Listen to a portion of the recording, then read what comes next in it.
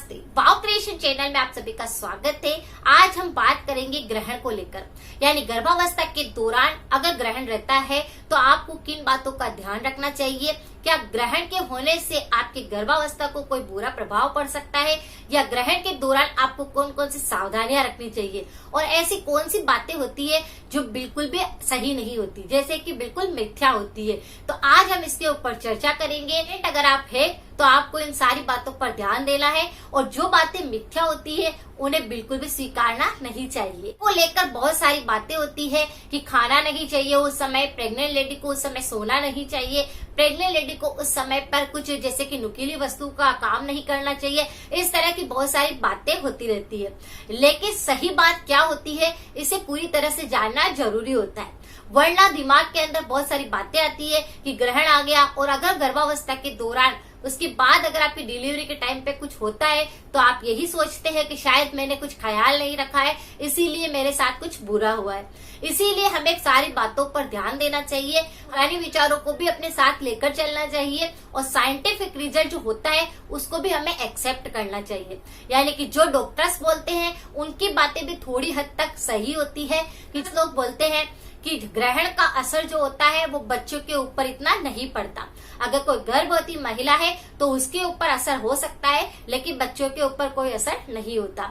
इस तरह की बातें वो लोग बोलते हैं। लेकिन अगर हम हमारे प्राचीन टाइम की बात करते हैं, हमारे पुराने घरों के अंदर क्या होता था, बड़े बुजुर्ग हमको क्या कहते हैं, उन बातों को मानना भी जरूरी होता है। गर्भावस्था के दौरान क्यों इतनी सावधानियां बरतने के लिए कहा जाता है, तो इसके पीछे कुछ ना कुछ बात तो जरूर होगी, तभी वो लोग इस तरह से इतनी बात कहते थे कि ग्रहण है तो पहले ही वो सतर्क होते थे, कुछ भी काम करना होता था उसे पहले ही वो करवा लेते थे। तो इनके पीछे भी बहुत सारी बातें जुड़ी रहती है। जमाने में सभी लोग पढ़े लिखे हैं तो इतना किसी भी बात को नहीं सोचना चाहिए, हमेशा हर तरह से पॉजिटिव रहना चाहिए। क्योंकि अगर आपको ग्रहण के दौरान ही बच्चा पैदा हो जाता है, और अगर आपका बच्चा बिल्कुल सही ढंग से पैदा होता है, आपको बच्चे में किसी प्रकार की कोई कमी नहीं रहती, और अगर आपका कोई हाथ में तो है नहीं कि भी आपका उस समय पे बच्चा नहीं हो सकता, तो कहा जाता है कि इस तरह की बातों को हम इतना नेगेटिव भी नहीं सोच सकते। क्योंकि बच्चे का जन्म होना किसी के हाथ में नहीं होता, ग्रहण के दौरान भी बच्चे का जन्म हो सकता है। इसीलिए सबसे पहले मैं आपको यही बात कहूंगी कि आप अपने मन से कभी भी नेगेटिव ना हो, चाहे ग्रहण हो चाहे कुछ भी क्यों ना हो। हम यहाँ पर यह बात करेंगे कि पुराने समय पर किस तरह से महिलाएं ध्यान देती थी कि गर्भावस्था के दौरान महिलाओं को ऐसे कौन से काम नहीं करने चाहिए जिससे कुछ बुरा असर हो जाए। तो ये बातें भी कुछ हद तक सही है, क्योंकि हमें उन बातों को भी मानना चाहिए। ग्रहण रात को होता है तो किसी को भी इतना पता नहीं चलता है, सभी लोग सो करके उस चीज को समय को बिता देते हैं।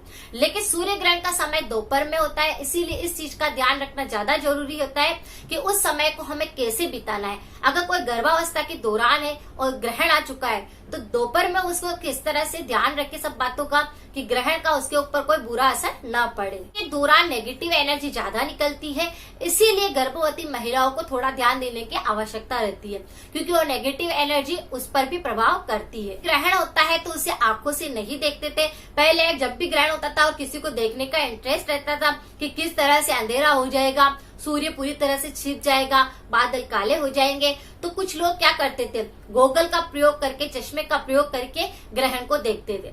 लेकिन प्रेग्नेंट लेडी को तो चश्मे से भी ग्रहण को नहीं देखना चाहिए। पहले हम पुरानी बातों पर ध्यान दें तो ग्रहण के समय पे गर्भवती महिलाओं का खाना पीना नाश्ता जो भी होता था वो पहले ही करा दिया जाता था। घर से बाहर वो फ्रेश होने के लिए जाते थे तो पहले ही उनको इस तरह के बोल दिया जाता था कि आप पहले ही फ्रेश होकर आ जाओ, क्योंकि सूर्य ग्रहण होने पर वो बाहर नहीं जा सकती है।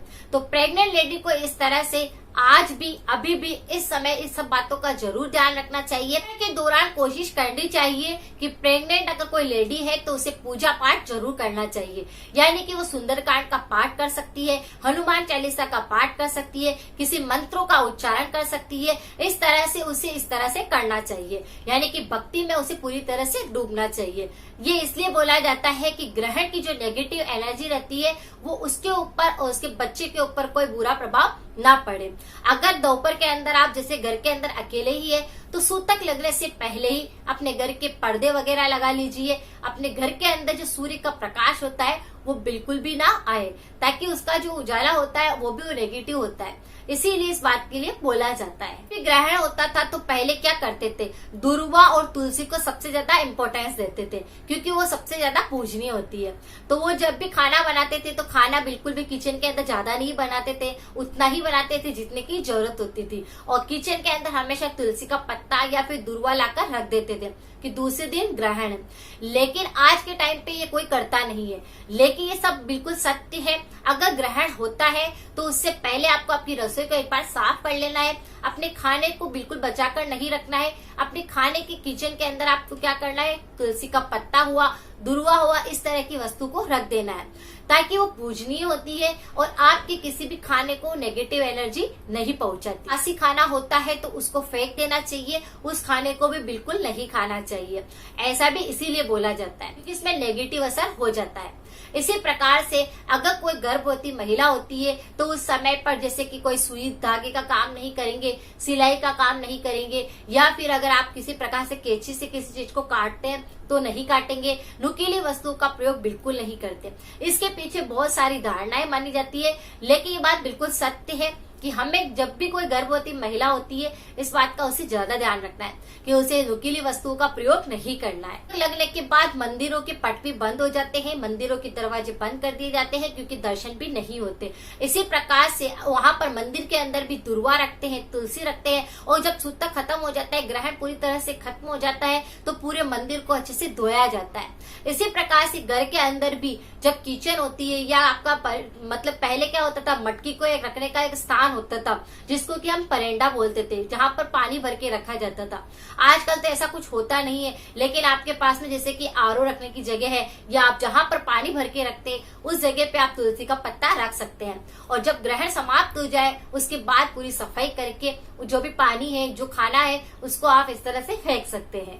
के दौरान ये बातें बहुत ही ज्यादा मान्य होती है कि सूर्य ग्रहण को बिल्कुल देखना नहीं चाहिए। आपको जैसे कि एक ही रूम के अंदर रहना है, आपको खाना पीना जो भी करना है पहले कर लेना है, क्योंकि उसका बुरा प्रभाव ग्रहण का बच्चे के ऊपर भी पड़ सकता है। ऐसा बिल्कुल सत्य है, क्योंकि ऐसा नहीं होता है। डॉक्टर्स बोलते हैं कि ऐसा कुछ प्रभाव नहीं होता है, लेकिन हमारे प्राचीन टाइम पे इन सब बातों को बहुत जोर दिया जाता था, और ये बातें बिल्कुल सत्य भी। मैं अपनी बात बताऊं तो जैसे कि मेरे एक बच्चे के टाइम पे ग्रहण था, राखी का टाइम था, और उस समय पे ग्रहण होने के दौरान मेरे को एक रूम के अंदर ही रखा गया था। पूरे खिड़की पर्दे सब कुछ बंद कर दिए गए थे, क्योंकि सूर्य ग्रहण था, तो धूप बिल्कुल भी अंदर ना आए, इस बात का ज्यादा ध्यान दे। जो खाना होता है वो पहले ही कर लेना चाहिए। उस समय पर मैंने भी सुंदरकांड का पाठ किया था।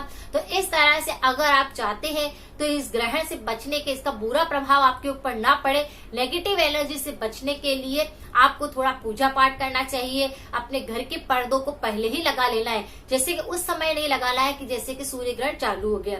सूतक लगते ही आपको ये सारे काम कर लेने हैं, जिससे कि आपके घर में किसी भी प्रकार की नेगेटिव एनर्जी ना आए।